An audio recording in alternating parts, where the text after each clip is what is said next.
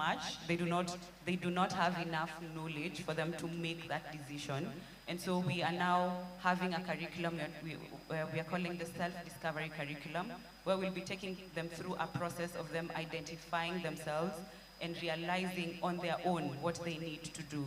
And then after that, we will have the mentors coming along to now support them to have plans for their own careers. So for us, careers doesn't necessarily mean you need to be in the tech field, because we are an art space, we are a creative space. You can make money out of that. So what we are looking to see is ensuring that they have a plan for their lives and for their career. And even beyond that, we are looking to have linkages for them. So it's really an entire pipeline of how we would desire to have it work, because our goal is to ensure that they live dignified lives at the end of it all, and be able to link them to potential employers, link them to sources of funding for their own entrepreneurship journey that they have. Yeah. Thank you so much. As we wind up and get last words from our panelists, if there's any question, I'll take one question from the audience.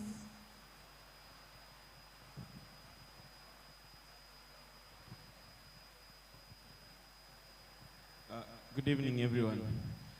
Maybe I touched the most sensitive thing that all of them have not touched, money. Yeah. Especially in the private sector, I'd say this, mostly you're working under somebody, and this is your mentor, and you have several mentees, and to be honest, mentors, interns, they do all the dirty work. But people end up making money using these people, but do not end up giving them anything. How do you now start differentiating? This is mentorship and this is misuse.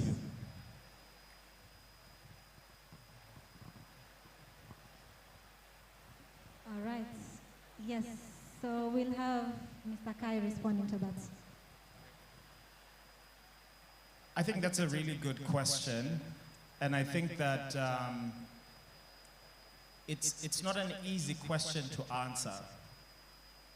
When we think about how people are rewarded in the workplace, it's about a capability that creates value. As a young person, it's easy to assume because you came and you did something, you were the reason why this opportunity came together.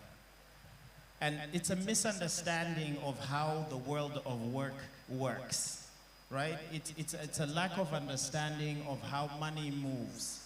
If money was easy to find, we would all have money, right? Common sense doesn't actually create money. The people who have money have a peculiar way of thinking. They have taken time to establish networks. They have tried to build knowledge over time to then create what we oversimplify as, I did this as an intern, so I did 90% of the work. In terms of governance structures in the business, it's important for people to know when you are now in management, you're only responsible for quality control, which is 10% of the work.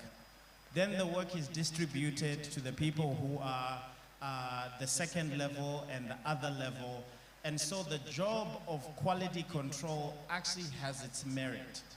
And as a young person, when you get an opportunity to find work, even to volunteer, you need to value it.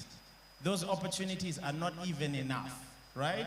When you get there, ask how is money made? How does someone now move from volunteering to earning 5,000 shillings? People who care to mentor young people will tell you the criteria is the following.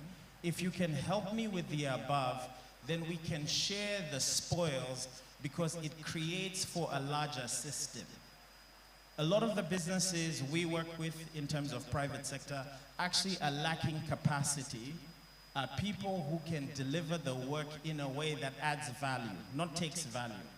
Where you have headcount, but you have less results. As a young person, you need to actually take your time to learn and understand, appreciate that even money, when somebody